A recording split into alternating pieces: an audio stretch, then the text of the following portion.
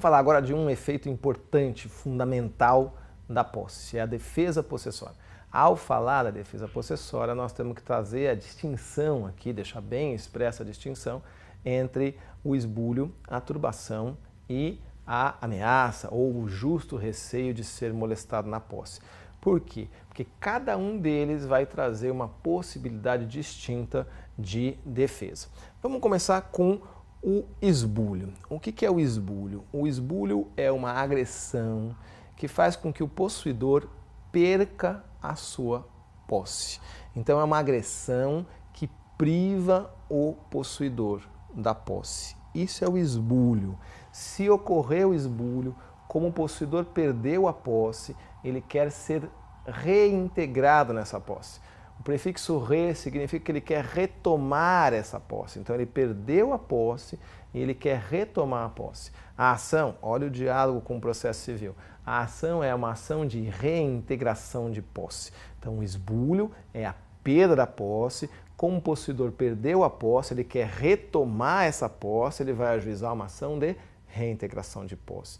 João, me dá um exemplo. Um exemplo simples. Eu tiro o seu celular do seu poder. Fui lá e peguei o seu celular e levei embora. O que você quer? Você quer retomar, você perdeu a posse do celular, você quer retomar a posse do celular. Isso é esbulho, você perdeu a posse, quer retomar a posse, você vai entrar com uma ação de reintegração de posse. É mais comum a gente pensar em bens imóveis, mas é importante a gente lembrar que a posse é exercida sobre bens móveis e bens imóveis.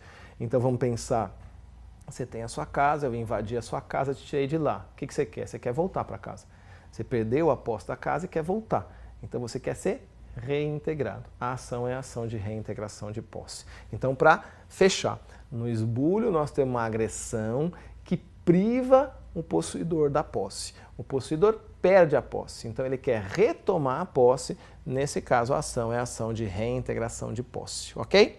Não confundir o esbulho com a turbação.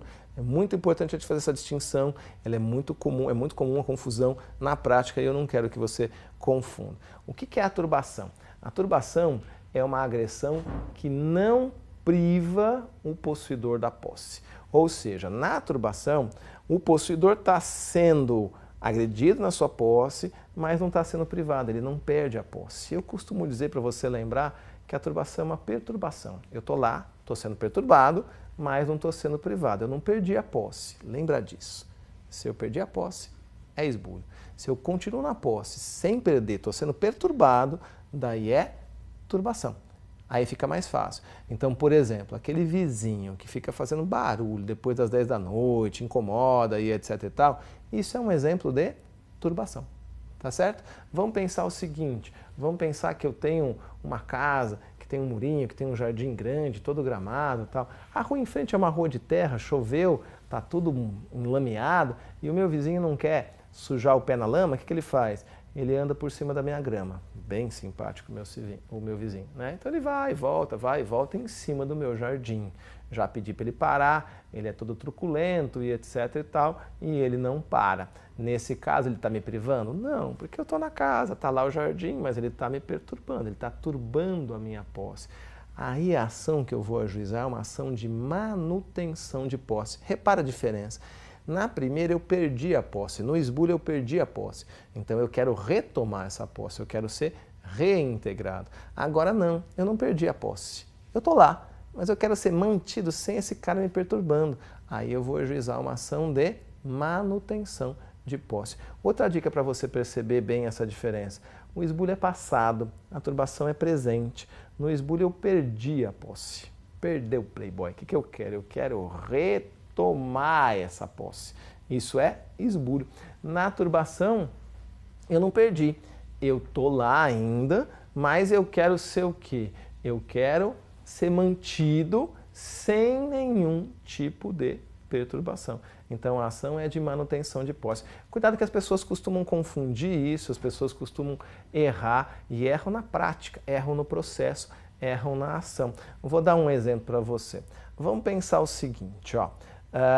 Eu tenho um apartamento, alguém invade o apartamento e não me deixa ter acesso a nenhum cômodo do apartamento. A pessoa que invadiu trocou a chave da porta e eu fiquei para fora, eu não tenho acesso a nenhum cômodo do apartamento. Isso é turbação ou é esbulho? É esbulho, né? Eu perdi a posse do apartamento inteiro, então nesse caso é esbulho. O que eu quero? Eu quero retomar a posse daquele apartamento. Ótimo, perfeito. A ação que nós vamos ajuizar é uma ação de reintegração de posse. Vamos mudar um pouquinho esse exemplo. Vamos pensar que a pessoa ela invadiu o apartamento, mas não me afastou de todos os cômodos. Ela vai lá e se tranca na suíte. Se trancou na suíte. Eu tenho acesso a todos os outros cômodos do apartamento, os outros quartos, banheiro, cozinha, sala, etc. Mas eu não tenho acesso à suíte. Nesse caso, é turbação ou é esbulho? E aí, como é que fica essa questão? Tem muita gente que ensina errado e eu quero que você tome esse cuidado para não se equivocar. É esbulho. Por quê? Porque eu perdi a posse da suíte. Tem gente que ensina errado e eu não quero que você se confunda. Tem gente que diz que se for total é esbulho, se for parcial é turbação. Está errado. O esbulho pode ser total ou parcial, e isso já está consolidado no STJ, no Superior Tribunal de Justiça. O que caracteriza o esbulho não é a área que eu estou perdendo, é o fato de eu estar perdendo área. Se eu perdi o todo ou se eu perdi parte do todo, é esbulho. O que eu quero é retomar, o que eu quero é ser reintegrado na posse.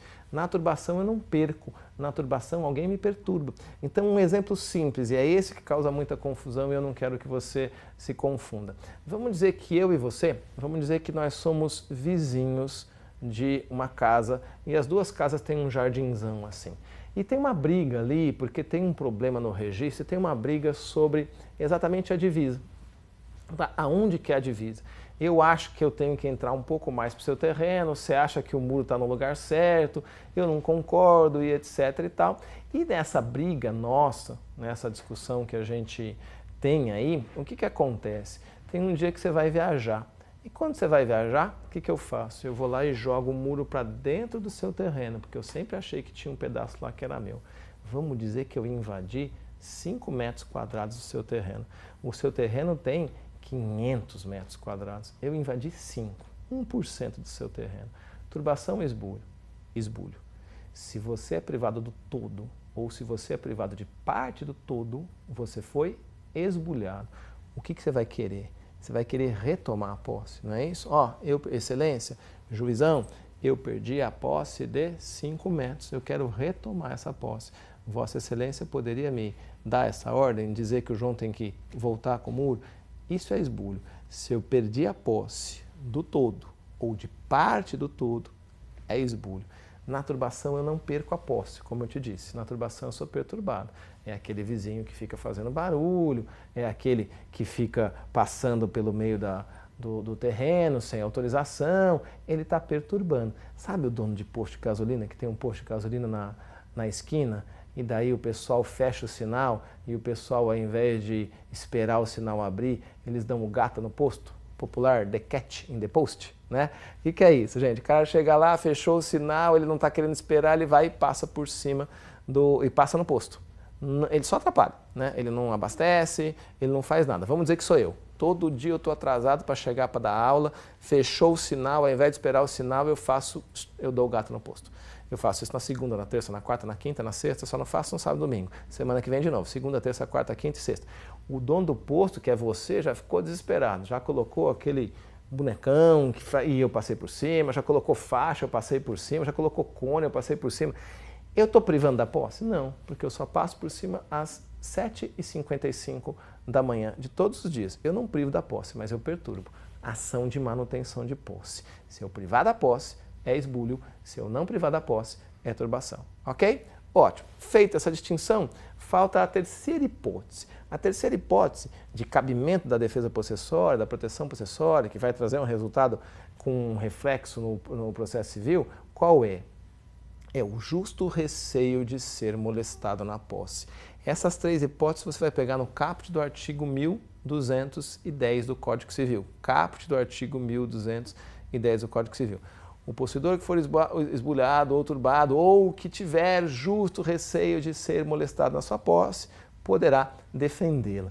Justo receio de ser molestado na posse, portanto, é a terceira possibilidade é a terceira hipótese de cabimento de uma defesa possessória aqui para a gente, nessas que nós estamos falando que são chamados interditos possessórios, que eu vou te explicar agora. O que é o justo receio de ser molestado na posse? É o medo de que alguém venha me esbulhar ou me turbar.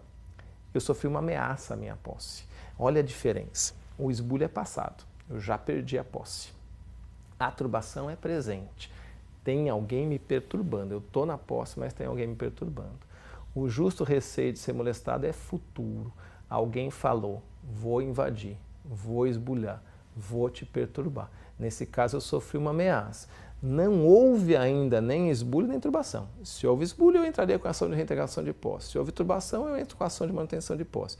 Aqui não houve. Aqui existe uma possibilidade concreta de que essa invasão, esse esbulho ou mesmo a turbação venha a ocorrer. Daí o que eu faço? Eu entro com a ação para tentar impedir isso. Como é que é o nome dessa ação? A ação de interdito proibitório. Para você não esquecer, interdito proibitório por quê? Porque eu vou pedir para o juiz proibir a agressão. Traduzindo, tem alguém que ameaçou agredir a minha posse, que ameaçou invadir, por exemplo, ameaçou esbulhar ou ameaçou turbar. Num futuro, eu estou com medo, receio é medo, eu estou com medo de que isso venha acontecer, vou lá ao juiz e falo, excelência, ó, tem essa ameaça aqui, eu estou com justo receio de ser molestado na minha posse, eu quero que o senhor proíba. Como é que o juiz vai proibir? O juiz vai mandar intimar lá esse possível agressor e falar, ó, não invada, sob pena de pagar o quê? Sob pena de pagar uma multa diária, uma multa pecuniária diária para tentar coibir esse esbulho ou essa turbação. João, me dá um exemplo para isso ficar mais claro. Vamos dizer que a gente está naquela discussão entre vizinhos que eu acabei de falar, que eu falei agora nesse momento. E eu cheguei para você e falei assim, ó, nós vamos fazer o seguinte, nós estamos discutindo qual é a divisa. O muro está em cima de um lugar que você acha correto, eu acho que não, que tem que ter mais terreno para mim do que para você. Então, ao invés de invadir, ao invés de esperar você viajar para mudar um muro, o que eu faço? Eu mando uma mensagem no seu WhatsApp, ou eu mando uma mensagem de voz, um áudio no WhatsApp, ou deixo uma mensagem na sua caixa eletrônica dizendo, vizinho, eu te dou 10 dias para resolver essa questão, senão eu vou invadir, tá certo? Nesse caso, repare, eu ainda não invadi, mas eu fiz uma ameaça concreta. Ó, se a gente não resolver isso, em 10 dias eu invado. Você tem a prova. O que você faz? Você faz uma ata notarial, vai no cartório, faz uma ata notarial dessa mensagem no WhatsApp, desse áudio que você recebeu e leva para o juiz. Fala, excelência, João Aguirre ameaçou invadir. Tá certo? Ameaçou invadir em 10 dias. Eu não quero que ele invada. Repare, eu ainda não turbei e eu ainda não esbulhei. Eu ameacei turbar ou ameacei esbulhar, o que faz com que você tenha um justo receio de ser molestado e você quer que isso não aconteça. Excelência, pelo amor de Deus, não deixe ele invadir. Como é que o juiz vai fazer isso? Ele vai colocar um policial na porta da nossa casa ou em cima do muro todo dia para ficar olhando se vai invadir ou não? Não, ele vai pegar no órgão mais sensível do corpo humano, qual é? O bolso. Ele vai dizer o seguinte, João, não invada sob pena de pagar uma multa de R$1.000 por dia em que você invadir ou que você esbulhar a posse. Uma multa de R$5.000 por dia, uma multa de R$15.000 por dia. E daí ele acaba coibindo a invasão. Em época de algumas greves, etc., as pessoas pedem interdito proibitório contra uma depredação da fábrica, por exemplo, e etc. E já houve casos, eu tenho um amigo que trabalha nessa área, em que ele entrou com uma ação de interdito proibitório e pediu para que não invadissem, porque já tinham quebrado as máquinas e etc e tal, já tinham feito piquete, para que não invadissem, que fizessem a greve, mas de maneira pacífica. E o juiz concedeu uma liminar dizendo o seguinte, olha, não pode invadir a fábrica, pode fazer a greve, o legítimo direito de greve, mas não pode invadir a fábrica e causar depredação.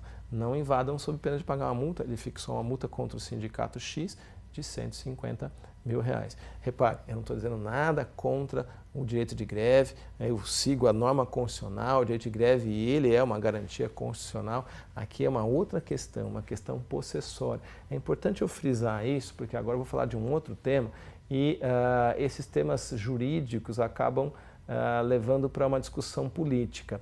Eu não discuto política nas minhas aulas, eu estou discutindo a questão do reflexo jurídico de algumas situações que podem ter um viés político ao final. Eu não vou discutir política, nem direita e nem esquerda aqui. O que eu estou discutindo é qual é o meio jurídico adequado para a proteção possessora. Então, numa greve, ameaçaram invadir a fábrica, não tinham invadido ainda, o que acontece? Você pode entrar com uma ação de interdito proibitório. Se invadirem, é uma ação de reintegração de posse. Se invadirem e depredarem a fábrica, é reintegração de posse com pedido de indenização por perdas e danos. Só que para a gente amarrar bem isso, tem o parágrafo 1º do artigo 1210, que traz uma hipótese específica que é fonte de muita discussão, de muita controvérsia e de entendimentos jurisprudenciais diferenciados. É o que a gente chama de autotutela da posse. Ô João, o que é a autotutela da posse? A autotutela da posse é a defesa extrajudicial da posse. Confira aí no seu código o parágrafo único do artigo, parágrafo 1º, perdão, do artigo 1210 do Código Civil, e ele vai dizer que o possuidor turbado ou esbulhado poderá manter-se ou restituir-se, e aí vem a grande polêmica, por sua própria força, e contanto que o faça logo. E daí ele continua no parágrafo 1º do artigo 1210. Os atos de esforço ou de defesa não podem ir além do indispensável à manutenção ou à reintegração da posse. Aqui nós temos uma autorização da norma para que a pessoa exerça uma defesa por sua própria força. É chamada de autotutela da posse, por quê? Porque é uma defesa extrajudicial da posse usando a própria força. Vamos fazer um adendo aqui. Cuidado! A regra é que eu não posso me valer das próprias razões. Inclusive, isso pode tipificar crime. A regra é que eu tenho que sempre recorrer ao judiciário para fazer valer a minha pretensão. Só que o legislativo abre algumas exceções, abre algumas possibilidades de defesa extrajudicial de um direito, que são chamadas de autotutela. No caso da posse, a autotutela da posse. O parágrafo 1º do artigo 1210 autoriza o possuidor a defender a sua... Leia o artigo, é importante, leia o parágrafo 1º. Autoriza o possuidor a defender a sua posse usando da própria força. Nesse caso específico, nós vamos ter aqui a defesa extrajudicial da posse. E o que acontece? Ela tem alguns requisitos. Ela tem que ser proporcional, ela não pode ir além do indispensável. Não pode ter exagero, porque daí vai caracterizar o abuso de direito. Então tem uma pessoa invadindo a minha fazenda sem arma nenhuma e etc e tal, eu não posso chegar lá e dar um tiro com uma bazuca nessa pessoa, não é uma defesa proporcional. Agora, e se várias pessoas vierem invadir a armada, eu posso usar arma de fogo? De novo, eu não estou discutindo a questão política. Eu não estou discutindo se está certo ou não invadir, qual é o fundamento, se tem função, se não tem função. Estou discutindo a questão jurídica.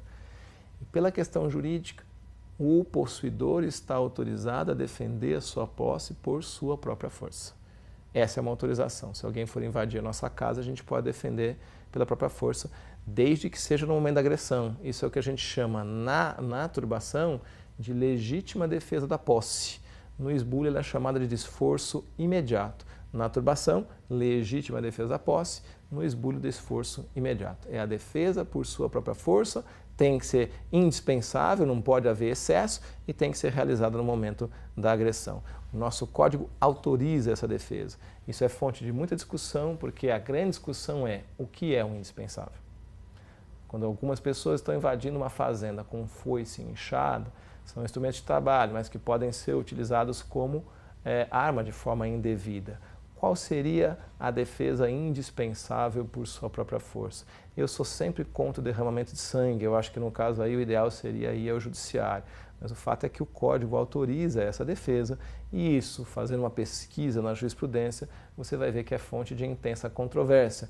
O que é o indispensável à manutenção da posse ou à reintegração da posse nesses casos de autotutela da posse. Essa é uma questão que fica em aberto, que os tribunais vão analisando no caso concreto. O que é muito importante você lembrar é que cabe essa autotutela nas hipóteses de turbação e de esbulho. Ô João, e por que não cabe na hipótese de ameaça? Porque na ameaça não houve agressão. Você só pode usar essa defesa se você estiver sendo agredido. Enquanto não houve agressão, ela não é cabível. Ok? Bons estudos aí sobre esse tema, que esse tema é um tema muito importante. Te aconselho a leitura de alguns julgados sobre a legítima defesa da posse e o desforço direto, também chamado de desforço imediato.